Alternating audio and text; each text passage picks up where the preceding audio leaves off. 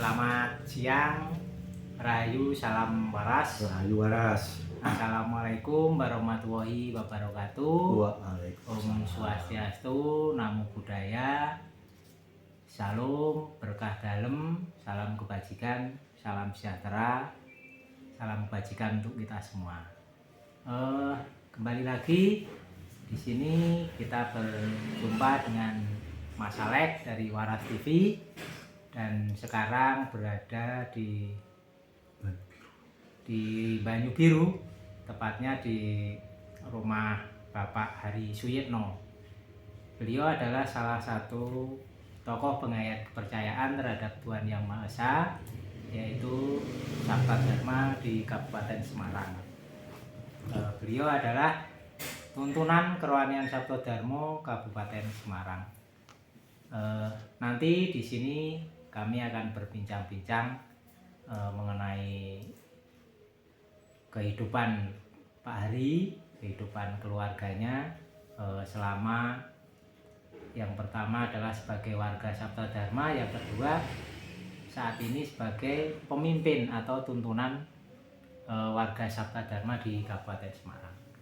Monggo langsung mawon Pak Hari Suyitno kenalan terus mari disampaikan tentang nopo niku Sabta Dharma, terus kenapa memilih Sabta Dharma niku, alasannya nopo kagem kehidupan sehari-hari. Selamat siang dan salam waras. Salam waras. Pertama kali saya kenal Sabta Dharma itu tahun 1979.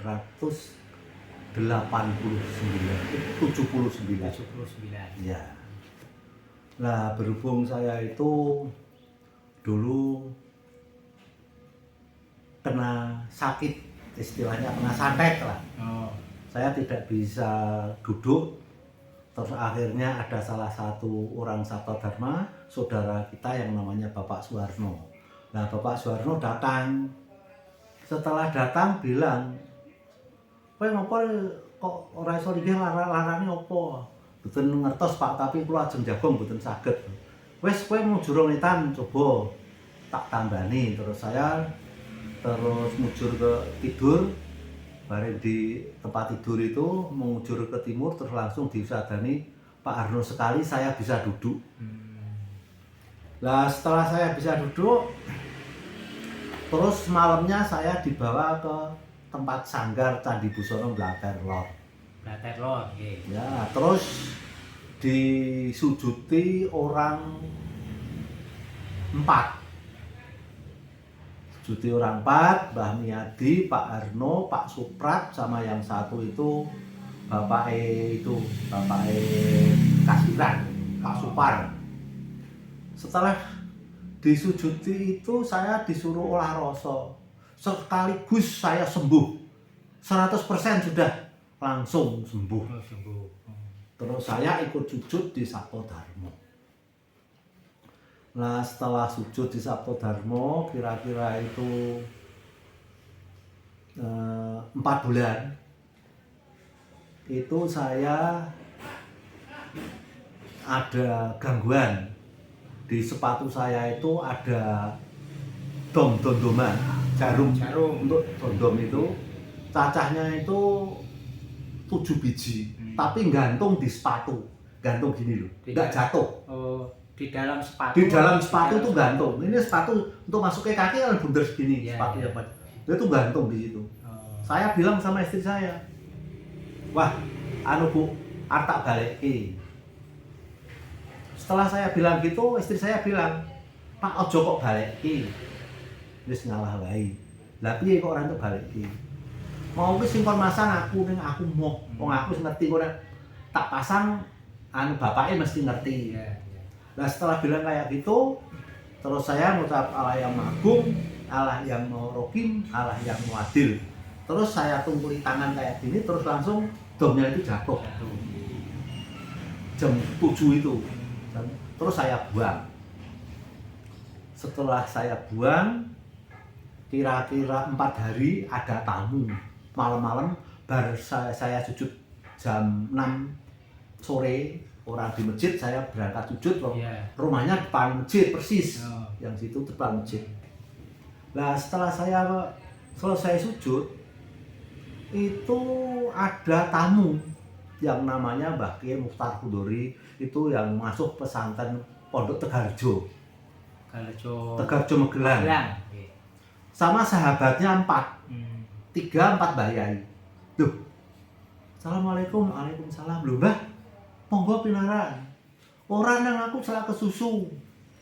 Iki kanggo kowe nang garet kandel. Iya. Garet untuk ngerokok orang bodong itu loh, garet kandel itu.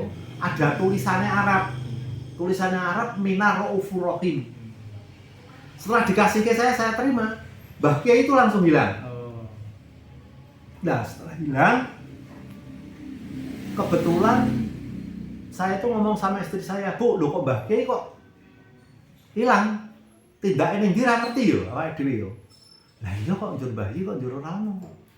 Terus saya ke tempatnya rumah bapak saya, berhubung bapak saya itu mau ada pengajian. Iya. Nah, yang ngaji namanya Mbah Huri. Mbah Huri itu setengah wali. Itu jarang orang yang nganu metuk Mbah Huri itu dia mau jarang. Oh. Kebetulan sama saya itu amit-amit di jalan aja, pas jalan saya berhenti langsung tak boncengke, Mbah mau tidak mana, langsung saya yang antar. Iya. Nah kebetulan itu ngaji di tempat orang tua saya, kulinernya Mbah Yai itu rokok siong klobot. Saya beli ke tempatnya Coy, Iya. Coy Ambarawa. Oh, yang Ambarawa. Tak beli ke. Setelah beli ke, saya kasih ke Mbah Yai, Mbah, wow, jam 6:30 niku wonten tamu nggih kula, Mbah Kiai Mukhtar Kudori. Lho, Kudori iki wis ora ono. Oh. Kudori wis peninggal suwe. Lah tapi kula kok diparingi nganu, Mbah. Kertas tulisannya Minar Raufur Rahim. Wah, matur nuwun kowe dijalak kowe disuwunke ngapura karo Gusti Allah. Mbah Kiai ngendikane ngoten. Apik kowe disuwunke ngapura karo Gusti Allah. Terus langsung Mbah Yai pinara. Setelah pinara masih kula kan lulusan alumni Tegarjo. Apa dari anu Mas, aku matur mbek Mbah Yai. Bar maghrib mau ki ana tamu ke Mbah Kiai Mukhtar Kudori karo sahabate 3. Nah begitu masuk teng daleme piyambak niku kula bukake pintu, terus maringi tulisan Arab. Niku tenggen garet kandel, enten tulisane niku cara nganune ngeten Minar Raufur Rahim. Wah, saya niku dari jenengan suwunke ngapura karo Gusti Allah. Nah, begitu ngoten terus langsung pengajian.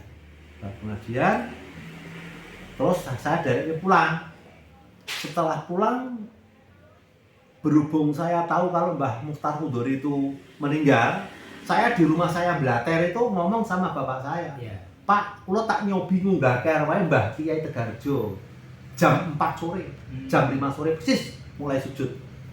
Lah, setelah saya sujud itu saya bisa naik ke sana. Bisa lihat alam yang namanya alam kelanggengan. Nah, di sana itu ada yang namanya alam penampungan. Kalau orang Islam yang mengatakan orang maksa. Yeah. Itu memang ada. 100% saya ada.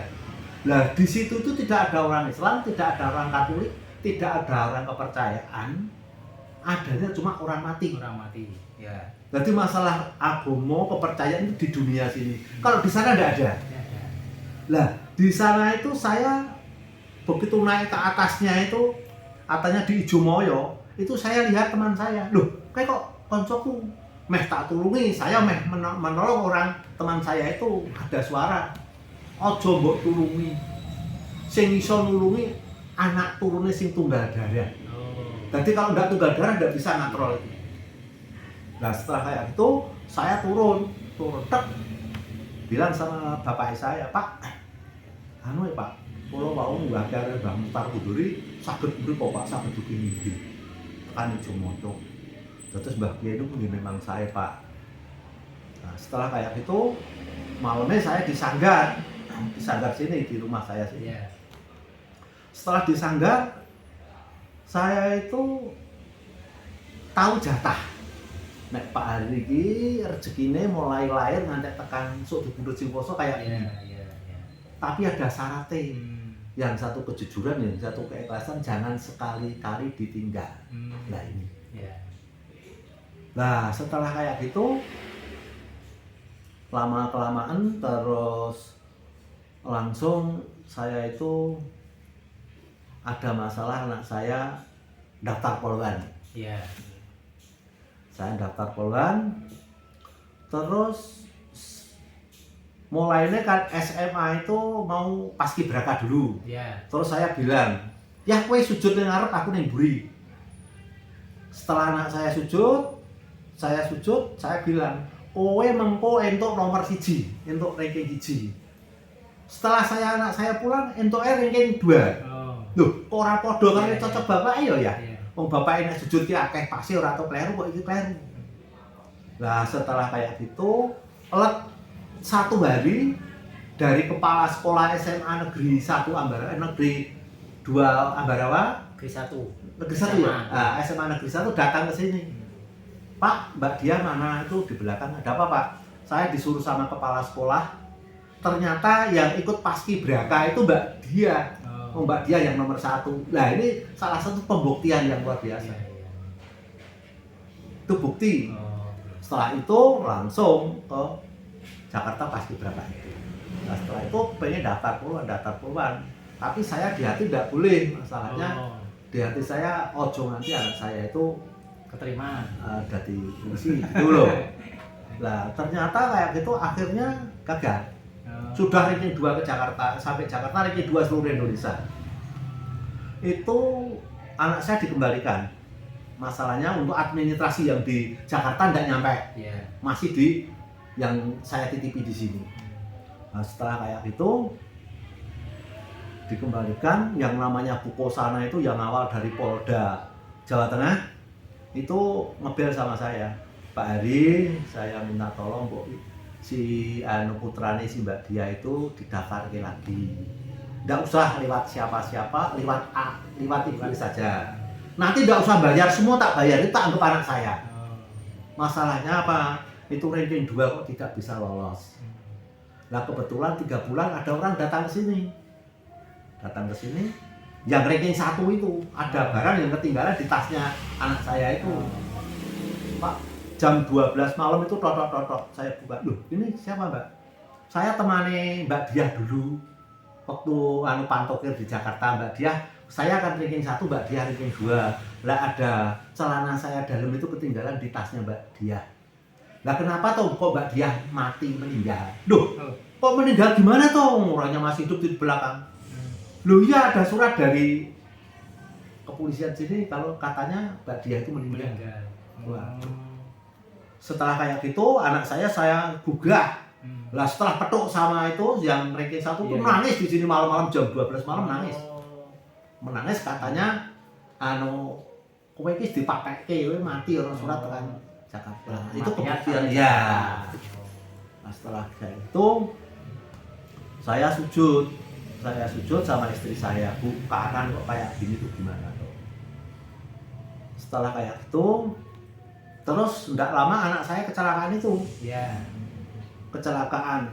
Jadi saya itu sujud jam 1 malam itu melihat ada matahari mau tenggelam. Iya. Setelah ada matahari mau tenggelam, saya ke tempatnya Mbak Harno. Ada Pak Slamet, ada Mas Suko, ada Pak Harno, orang 3. Iya. Pak, kenapa? Pak, kula sujud ana rasa ora penak. Rasa ora penak piye Mas? Kok arep kapusan, Mas? Dadi nek rembugan wektu iki kowe ngalasik Mas. Kowe arep kapusan. Terus Pak Darno guyu sama Pak Slamet. Lho kok kapusan apa? Lah kula sujud entuk petunjuk nek tasih Mas Po niku duwite dijipuk wong, digentik kertas. Lah iki gek tak rembug Mas Po ki entuk cek 250 juta, dicairke jebulane kosong. Oh, kayak gitu itu. Nah, setelah kayak gitu saya ngomong, Pak, kula sujud kok sumber srengenge aja ngangsruk. Napa kula ajeng dipundhut sing kuwasa nggih? Nek kula dipundhut sing kuwasa, kula nyuwun tulung anak-anak kula di serambangi. Terus Pak Darno ning, wah, sing meninggal ki ora kowe kok nganu.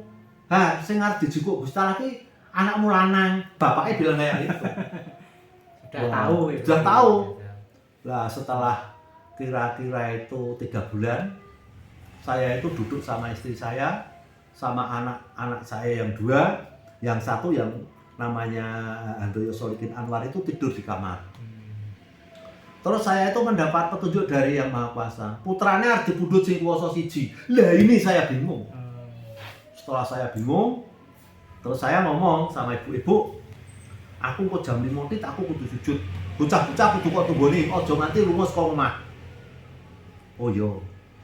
Nah, setelah bilang kayak gitu aku mandi jam 4, sudah mandi jam 5 tit saya sujud di atas sana. Saya sujud, saya minta petunjuk sama Yang Maha Kuasa. Anak saya yang mana yang akan diambil sama Yang Maha Kuasa. Nah, setelah kayak gitu, saya tidak melihat apa-apa, tapi radar saya di kiri. Nah, setelah radar saya di kiri, saya selesai sujud, turun, anak saya masih di kamar itu yang meninggal itu. Terus saya ngomong, "Bu, kowe karo anak-anak jagong ning kene wae, aja nganti entuk lunga saka omah. Aku tak sujud." Loh, kok sujud to Pak wong kowe gek medune kok arep mangkat sujud, mbok engko ngenteni jam 7. Apa rasamu ora krasa to Bu? Aku ya krasa, aku kok susah ngopo ya? Ya nek kowe sujud, aku tak sujud, melu sujud. Saya sujud di atas, istri saya sujud di bawah. Ya setelah sujud di atas, saya tuh kira-kira baru duduk 3 kali, belum 4 kali, sudah radar saya yang di kempeng kiri sini dari atas turun. Aduh, jelas anakku jelas rano. Masalahnya kalau radar di atas, terus ada orang sakit, di atas kok turun pasti nggak ada. Lalu terus ada kabar dari rumah sakit. Pak, anaknya kecelakaan ora ono. Ya aku ngerti Bu, ning kowe wong Saptodharma kudu tenang. Aku wis ngerti sak durunge wis 3 sasi kan mesti kabari karo sing kuwasa. Ning aja nganti kowe istilahnya aku tak makan ning rumah sakit, kowe ning omah. Istri saya di rumah, saya di rumah sakit. Setelah sampai rumah sakit, saya itu di pojok itu petukan sama ambulan. Wah, lah kuwi ya di Supri sama saya diboncengi sama adik saya. Setelah itu saya masuk rumah sakit, kebetulan dokternya itu saya kenal tonggo saya. Piye Mas Anwar, piye anu Nduk? Saya di sana bilang kayak gitu itu malah nangis, dokternya nangis. Masalahnya koncone anakku. Aduh Pak, Mas Anwar pun mboten enten. Oh ya wis matur nuwun, aku tak balik, saya pulang. Setelah saya pulang, di pertigaan itu sudah umum orang kesini itu masalahnya itu waktu itu jadi walaupun sujud jadi ketua remaja masjid. Oh, remaja masjid. Iya, remaja masjid. Nah setelah kayak gitu terus saya pulang, ya terus ngingu anak saya, setelah ngingu anak saya sujud. Jadi saya sujud itu memang benar-benar orang sujud itu kalau memang benar-benar kita bisa ikhlas akan kelihatan semuanya. Para warga dan pemirsa semua, itu adalah sedikit cerita dari Bapak Ari dan keluarganya. Ternyata tidak mudah ya Pak, tidak mudah menjadi warga Saptodharma, tidak mudah untuk melaksanakan sebuah istilahnya tindakan atau hal yang baik. Nah itu mungkin nanti itu bisa menjadi cerita, jadi sejarah untuk Pak Ari dan keluarga, juga untuk apa ya istilahnya refleksi untuk semua warga semua. Sekarang kita Pak Ari, Pak Ari ini kan dipercaya oleh warga Saptodharma juga oleh Yang Maha Kuasa untuk menjadi tuntunan kerohanian Saptodharma. Istilahnya adalah pimpinan Saptodharma di Kabupaten Semarang. Nah itu ceritanya bagaimana Pak Ari bisa ditugaskan tugas mulia seperti itu, terus bagaimana cara Pak Ari melaksanakan tugas tersebut, karena tentu tugasnya tidak ringan, bukan ringan. Ya itu saya itu di Ambarawa itu ditimbali sama Bu Rahman sama Pak Rahman. Kamu besok saya jejeki dari tuntunan Kabupaten Semarang. Nah setelah kayak gitu terus saya langsung dijejeki dari tuntunan. Setelah jadi tuntunan saya ngomong sama istri saya, Bu, aku dijejeki dari tuntunan ini ya awake dhewe kudune antarane jasmani rohani kudu iso milah-milah. Nek awan kanggo makarya, golek duit, kanggo nyukupi keluarga, nek malam kanggo sujud laporan karo sing kuwasa. Nah setelah kayak gitu istri saya dukung, oh ya, dukung. Terus kebetulan saya itu ada tamu dari pelataran Pak Jamat Sumarno, tuntunan pelataran, sama Pak Parmen. Nah Pak Parmen itu dipercaya sama kepala perhutani Getas Kecil. Getas Brigjen itu Getas Kecil. Penelitian bibit seluruh Jawa Tengah itu di Getas Kecil. Terus di tempat saya bilang, Mas, iki ono order bibit karet. Cacahe 20.000. Ayo digoleki bareng-bareng. Engko nek entuk bathi ya dadi istilah iki dadi nikmati. Nah, setelah kayak gitu orang 3 itu saya suruh ayo bebarengan. Setelah saya Pak Jamat sama Pak Min itu, oh iki bibit karet iki anane ning nggone Nobo. Kono ono. Saiki ayo bablas ning Nobo. Terus orang 3 bablas ke Nobo. Manggi nemui Pak Sinder Nobo. Oh ya ada, masih ada 20.000 biji Pak. Wah, ini Pak saya. Setelah kayak itu saya disuruh minta apa itu contohnya 10 biji. Terus begitu 10 biji disemi tidak bisa tumbuh, sudah kelamaan. Nggak bisa tumbuh, sudah kelamaan. Terus saya sujud, tanya sama yang kuasa, kenapa? Saya sudah diberi petunjuk suruh ke Getas Kecil, kok ternyata tidak ada hasilnya, ternyata kok nol. Nah setelah saya bilang kayak gitu, waktu saya sujud itu saya dilihatin, itu loh jatah rezekimu awet lahir nanti esok tekan di bundut singkuso kayak gitu. Jadi dilihatin rezeki saya, lahir sampai meninggal. Bisa seperti bisa itu. Langsung. Nah, terus setelah kayak gitu sama orang 3 itu terus langsung wah pancen sing kuwasa iki luwih ngerti daripada awake dhewe. Walaupun ini jelas garek mangan kok ya ora iso. Dadi rezeki benar-benar yang ngedum itu sing kuwasa. Kita usaha bisa, tapi yang meyakinkan yang jatah itu yang ngasih jatah yang Maha Kuasa. Itu kenyataan masalah rezeki. Terus setelah itu anak saya tidak ada itu kira-kira 1 bulan, 3 bulan, 4 bulan, 5 bulan itu istri saya anak saya tidak ada itu loro pikir istilahnya. Saya bawa ke Elizabeth itu spesial dalam Elizabeth, katanya Pak Dokter, Pak ini istri Bapak ini cara wong Jawane loro pikir. Kamu jangan sekali-sekali marah sama istri Bapak. Caranya gini. Oh ya Dok. Setelah kayak itu terus saya minta tolong sama orang-orang yang terkenal di Kabupaten Semarang. Saya minta sujud. Hasilnya biasa, tidak ada perkembangan.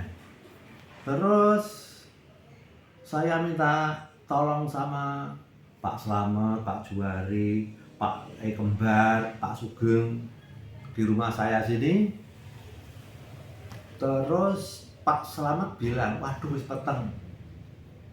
Terus Pak Juwari bilang, iya Pak Met wis peteng, wis ra iso padang ya Pak Met yo. Nah setelah kayak gitu orang-orang itu pulang. Jam 12 pulang. Terus istri saya tanya, Pak, hasilnya sujud piye? Oh anu Bu, aku bar ditinggal anak kok arep ditinggal bojo. Aku mohon, aku arep gugat karo Gusti Allah. Wong Sabto Darmo ki ceritane ampuh. Lah carane piye? Engko manut aku.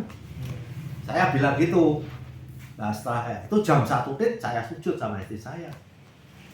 Begitu saya sujud, langsung saya itu pandangan 1 meter itu bisa masuk tek, saya sudah di Ijumoyo sana. Nah di Ijumoyo itu ada suara tapi tidak ada orang. Nah di sana ada tulisan Pak Hari ini umurnya sekian tahun, sudah dijalani sekian tahun, masih ada sisa sekian tahun. Nah dilihat ya langsung waktu sujud. Nah setelah saya lihat kayak gitu, terus saya ngomong, mbok gini Gusti, umur saya yang segitu itu diparuh jadi 2, dibagi 2. Yang separuh untuk saya tugas di Sabto Darmo, yang separuh untuk istri saya. Terus di sana kira-kira itu berapa menit ada suara, kamu sudah ikhlas belum? Kowe wis ikhlas tenan apa durung?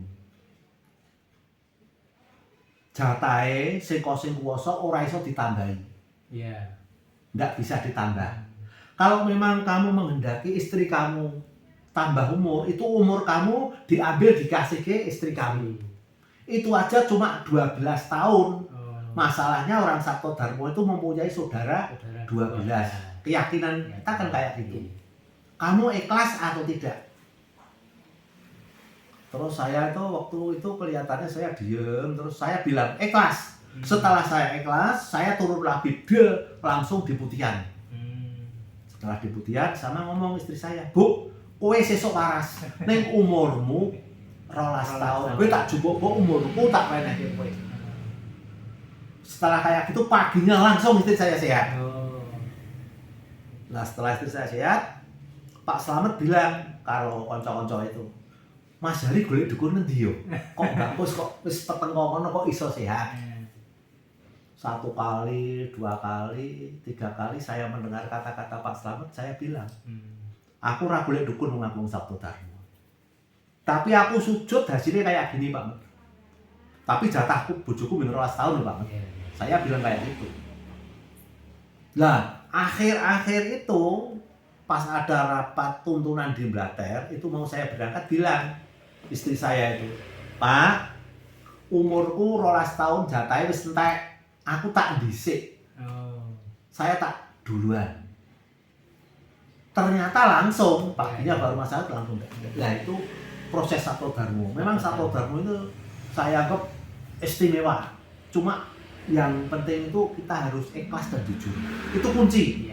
Walaupun pintar kayak apa, pandai kayak apa, tapi kalau tidak jujur, tidak ikhlas, tidak mungkin sampai. Berarti kuncinya adalah kejujuran dan keikhlasan.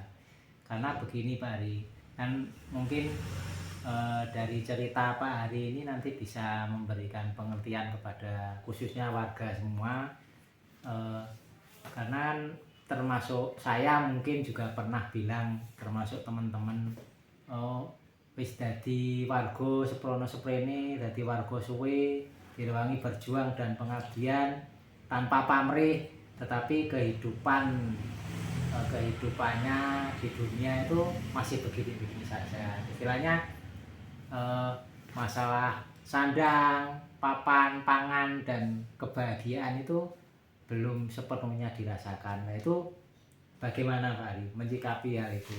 Nah syaratnya gini, dalam penelitian sujud secara Saptodarmo, kalau memang benar-benar kita sudah berdekatan sama Tuhan, yang namanya Tuhan itu adoh tanpa wangenan, cedak tanpa simbolan, kumpul datang binoso.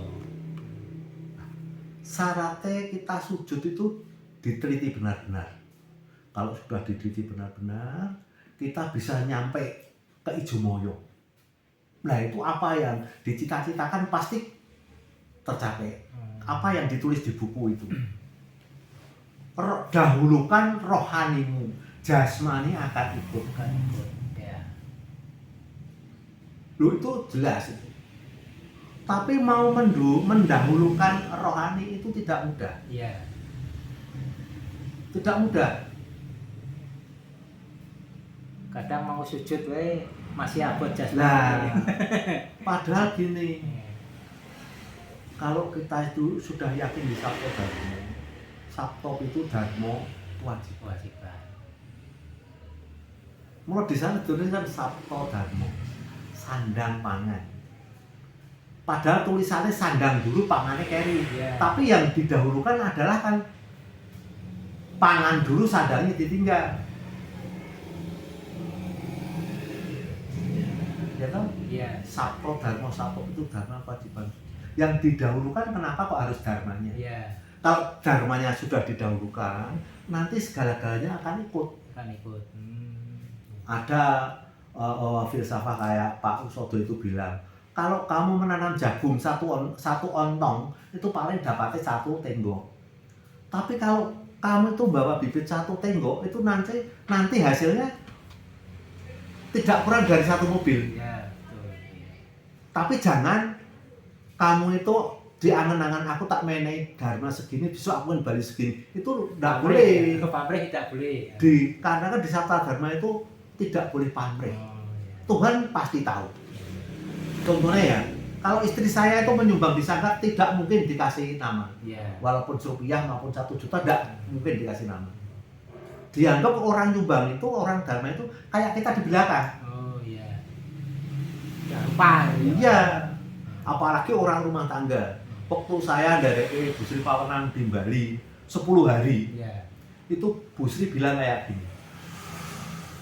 Kalau orang rumah tangga bisa tentram dan bahagia, itu kuncinya satu. Banyu ki nek utak aja diutak-utak ndak rako berbening. Kalau ada masalah apapun, sedikit pun maupun besar, itu jangan sekali-sekali dilupakan di dalam rumah tangga. Kubur yang sedalam-dalamnya supaya kita itu bahkan menengok ke belakang, tapi yang kita tengok yang ke depan. Untuk anak cucu kita. Itu pasti bahagia. Tapi kalau kita ada penyakit sedikit dibuka, ya kapan namanya ditentrem di rumah tangga? Betul. Itu kenyataannya kayak gitu. Nah, ini menarik Pak Ari. Jadi yang jenengan bilang itu untuk menjaga keharmonisan keluarga. Iya. Karena menurut saya ada beberapa teman saya juga sahabat saya yang istilahnya berumah tangga baru awal, baru berapa tahun itu masalah ada terus dan sebagainya. Itu juga sujud juga. Tapi kan mungkin ada yang masih kurang betul. Mungkin ada saran dari Pak Ari. Itu tadi yang pertama adalah kalau ada masalah di rumah tangga itu jangan dibesar-besarkan. Selain itu bagaimana Pak Ari? Karena faktornya kan begini, mungkin faktor ekonomi, faktor keuangan, dan faktor lain-lain kan banyak. Nah, itu bagaimana? Itu harusnya kita harus sadar bahwa saya cari istri itu di seluruh dunia ya cuma satu itu. Percaya percaya. Kalau kita udah percaya sama istri, yang namanya orang rumah tangga itu berat sama dipikul, ringan sama dijinjing. Nek abot ya diangkat mulu, enteng kita angkat mulu. Tapi kita harus menyadari bahwa orang kekeluargaan itu pasti yang namanya istilahnya itu godaan pasti ada. Maka di Sabto Dharma, kamu itu kalau sujud tolong air suci yang di sinit kodok itu kalau dinaikkan itu tolong cara baginya harus merata biar enggak demo. Nah, getaran alus yang dorong air suci kita itu kan setiap sujud pasti. Istilahnya cara mobil dioleni. Lah, kita itu kalau kepengen awet muda, asal tempat-tempat sel-sel kita tiap hari diuleni pasti akan awet muda. Apalagi kata-kata Sri Gotomo itu, kalau kamu sudah tidak produksi, jangan menghambur-hambur biji manusia. Lah ini enggak amit-amit, enggak mudah loh ini kata-kata ini loh. Padahal kenikmatan hidup. Tapi nikmatnya hidup di dunia kayak gitu, itu lebih enak, lebih istilahnya itu bahagia di alam langgeng. Kalau kita sujud sudah sampai Jumoyo kayak gitu itu amit-amit loh. Itu bisa ditinggalkan. Saya itu sudah segini tahun tinggal. Tapi saya takut sama Tuhan, bukan takut sama orang-orang. Jadi kita harus takut sama diri kita sendiri. Duh, apa itu kok kudu dikara? Loh, yang tahu setiap saat yo hidup kita. Mula nek wong sujud, bagaimana caranya kita mendapat petunjuk dari Allah yang Maha Kuasa, diterima sama yang mau suci awake dhewe. Setelah diterima, awake dhewe dituntun. Kalau kita mendapat petunjuk sama yang Maha Kuasa, kita dituntun sama hidupnya pasti benar. Itu yang menerima kan rasa, rasa. Tapi kita ada dua, ada rasa, ada pangrasa. Nek awake dhewe sing digunakake pangrasane utawa akal pikire tidak mungkin benar. Contohnya gini. Wah, aku tak rono ya ben entuk rezeki belum tentu. kadang-kadang rezeki datang ke rumah kita. Iya. Itu salah satu contoh. Tapi kalau rasa bener-bener sekuati awake dhewe gerjetek pasti. Mula nek wujud penggalian, kalau kamu itu membersihkan Sabto Rega 2, itu di meripat sini terasa, di hati pasti kontak. Meripat itu gandengannya tekan hati. Ya. Contohnya di telinga. Kalau telinganya ini kayak dikoroi tek, pasti di jantung dut pasti terasa. Ada saluran, cololannya ya kabel lah, kayak gitu. Terus ditutup kayak itu amit-amit yo, di gini ke. Itu pasti di dalam kadang-kadang langsung masuk lah, di dalam itu kalau ada kotoran pasti keluar. Nah ini salah satu pembersihan. Kita kalau udah bersih tidak mungkin apa yang dicita-citakan tidak bisa tercapai. Contohnya, wong Sabto Darmo kalau sujud pakai putihan, itu salah satu gambaran. Nek kowe arep sowan Gusti Allah, itu yo sing resik kaya putihan. Gitu. Kalau ada kotornya sedikit saja tidak bisa naik. Ya. Contoh kapas. Kapas itu kalau kotornya sedikit saja tidak bisa naik, disebut tidak bisa naik. Tapi kalau nggak ada kotoran, diginikan aja terus langsung mabur. Itu contohnya manusia kayak gitu. Oh iya. Berarti intinya Sabto Darmo itu pengolah rohani dan jasmani, Pak. Ya dua-duanya. Tapi kan di sini kan bisa dibuktekke, bisa dirasake, bisa dinyatake. Itu Sabto Darmo. Ya. Kalau setahu saya belum ada yang istilahnya itu kayak gini itu. Saya kan pernah cerita sama tamu saya itu, kebetulan tamu saya itu konco alumni pondok itu. Kalau orang Islam itu sudah tahu yang namanya ngororo maksar, nek corong Sabto Darmo namanya alam tapungan. Tidak mungkin ono kiai yang mengatakan kowe musyrik, kowe kafir, tidak ada. Kalau udah tahu loh. Kalau udah tahu ya kayak prank itu, prank bambu itu loh. Bambu setinggi kayak apa pasti menerol turun, bukan terus langsung ke sana, pasti ke bawah. Kayak padi itu. Berarti intinya kalau di alam langgeng itu kita sama, tidak ada agama A, B, C atau kepercayaan, itu sama-sama makhluk di alam langgeng gitu ya. Tinggal perhitungannya adalah dharmanya, amal dan perbuatan kita. Jadi di sana itu orang anak orang lebih. Apa kalau di sana nanti bisa ketemu sama anaknya sama itu nggak bisa. Pulang ke asal lagi. Ke Mayapada itu. Ya sama dengan yang dikatakan waktu saya nonton TV itu dari Kiai Agil Sirot. Itu dia mengatakan agama tidak bisa menjamin ke surga. Itu Pak Agil Sirot bilang kayak gitu. Yang bisa menjamin kalau orang Islam namanya akhlak. Nek cara wong Jawa budi pekerti tingkah laku itu yang bisa menjamin kita masuk ke surga itu. Bukan agama. Itu jelas agamanya ada di sana enggak ada. Kalau bilang kok kowe iso ning kono bakal dipethuk widodari itu enggak benar. Tolong dibuktikan. Jadi kalau orang Sabto Darmo itu yang saya ketahui kalau ngomong yang pernah tahu, wis tahu weruh, wis tahu nglakoni, wis tahu ngicipi itu bisa bilang. Kalau belum pernah lihat kok ngomong itu namanya ya enggak baik. Berarti Pak Ari ini memilih Sabto Darmo karena sudah bisa membuktikan, sudah bisa istilahnya ono rasane, ono nyatane. Kenyataan yang luar biasa. Ya, contohnya sini rumah. Ya. Rumah sini, rumah 4 terbakar semua. Pagernya 1 cuma pager Pak Ari. Ya. Kenapa? Tempat saya butuh. Sama orang itu bingung semua. Lah, waktu kobong itu saya di Batam. Rumah saya di foto itu sudah tidak kelihatan rumah. Kelihatannya cuma api. Tapi ternyata masih utuh. Lah ini salah satu pembuktian yang luar biasa di Sabto Darmo. Sama waktu saya di Batam mau pulang. Waktu saya di Jakarta di Dele itu jam 6 baru berangkat dari Jakarta mau pulang ke Solo. Mobil saya tinggal di Solo. Itu pesawatnya itu dari atas anjlok. Wah itu geger. Orang sak pesawat itu sudah bengok kabeh orang-orang yang kayak gitu. Saya cuma neng gini tak. Istri saya noleh istri saya neng saya.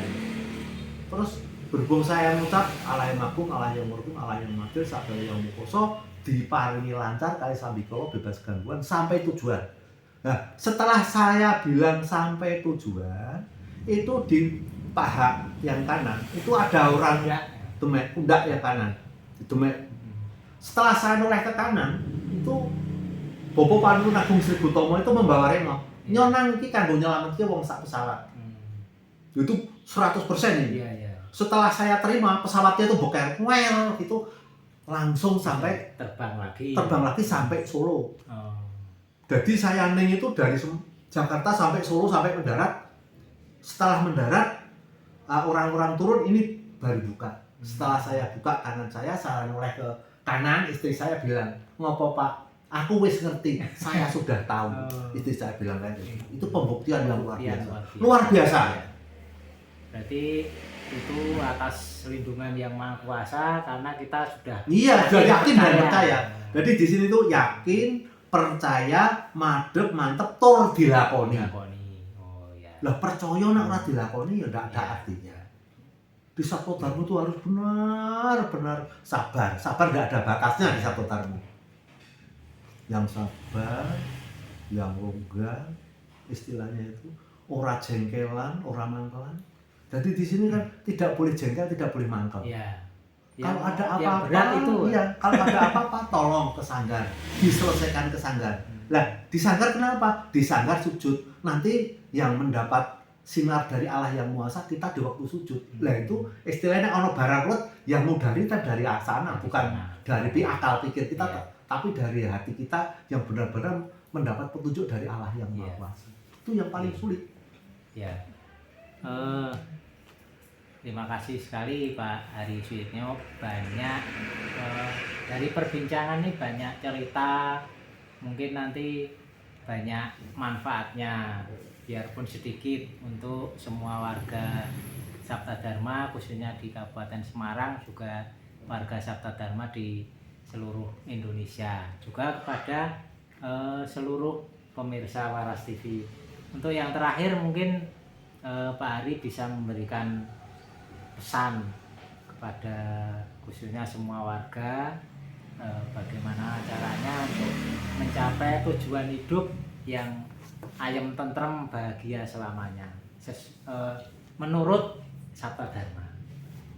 Kalau menurut Sabtadarma itu kita kan orang awam, kita itu masuk di kerohanian Sabtadarma itu diibaratkan kocok. Kocok itu kalau belum dikasih rasa belum bisa ngomilo. Tapi setelah kita kasih rasa yang belakangnya ada rasanya, itu bisa ngilu awake dhewe. Jadi di Sabtadarma ada waktu kesalahan tolong diteliti.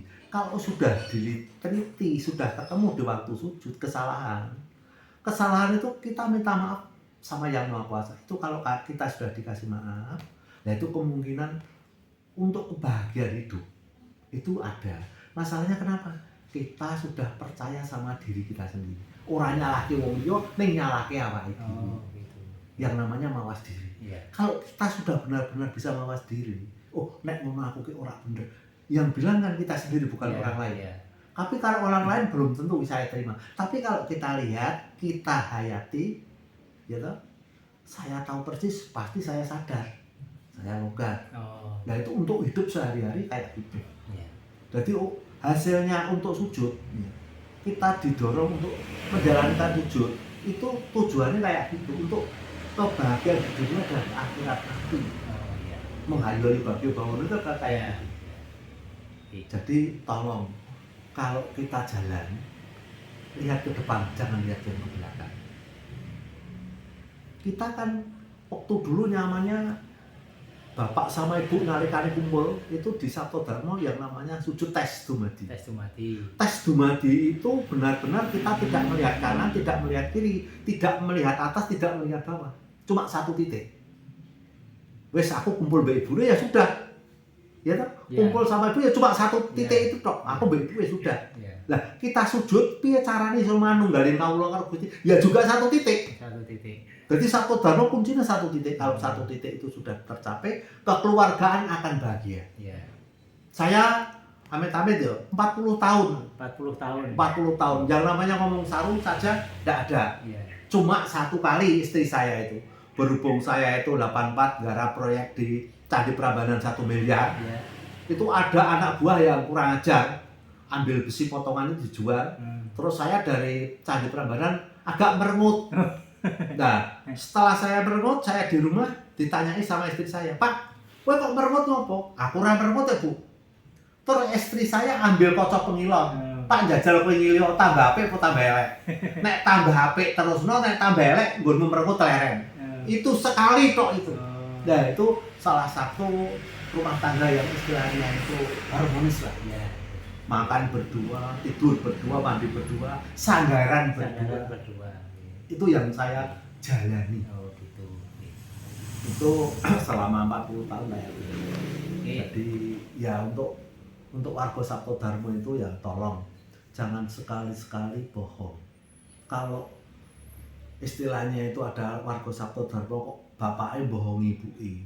Bohongi ibu padha karo bohongi awake Oh, dhewe. ini diri sendiri. Oh. Diri sendiri. Kalau ada orang menyakiti orang lain, menyakiti diri kita sendiri. Iya. Jadi ulat, ucap, olah, tiga-tiganya harus benar Benar. dijalani. Oke. Jadi intinya seperti itu Pak. Iya, Jadi, intinya orang hidup orang hidup seperti itu. Kalau kita sudah mempercayai suatu keyakinan sebagai jalan hidup kita, harus percaya dilakoni. Percaya, mantep, tur dilakoni. Kuncinya jujur dan Ikhlas. Nah, Itu nomor satu, jujur, itu ikhlas. jujur dan ikhlas. Nah, Tapi nomor satu sebetulnya ikhlas nih. ikhlas dulu Nah, ya. di sana itu amit-amit di Ijumoyo itu ada kata-kata ikhlas. Oh. Itu yang saya terima itu. Iya, iya. Jadi nomor satu ikhlas. Nomor Setelah satu ikhlas ikhlas. harus jujur. Oh, iya. Ikhlas itu wis pokoknya yo. Ya, segala-galanya. Segala-galanya. Istilahnya kita sujud itu sudah ikhlas segala-galanya. Kalau nggak ikhlas, di waktu kita sudah kelingan gaweane, Oh, iya. kelingan utange, kelingan ini. Nah, itu namanya tidak ikhlas. Iya. Kalau ikhlas itu sudah tidak punya beban. Iya. Secara kasaran, Iya. sudah tidak Oke. punya beban. Oke, matur nuwun Pak Ari. Ya. Jadi kebanggaan kesempatan ingkang saya kagem Ya. Waras TV dan mudah-mudahan nanti perbincangan kita yang santai yang sedikit Ya. ini membawa manfaat untuk kita semua. Terima kasih, mohon maaf apabila ada kata-kata kami yang kurang berkenan di hati pemirsa semua. Bukan berarti atau bukan tujuan kami untuk menyinggung, tetapi ini adalah sebuah sharing kita bersama. Mari ke depan kita melakukan hal yang lebih baik. Ya, Demikian Pak Ari, sama-sama. terima kasih. Salam Waras. Waras. Rahayu. Ya.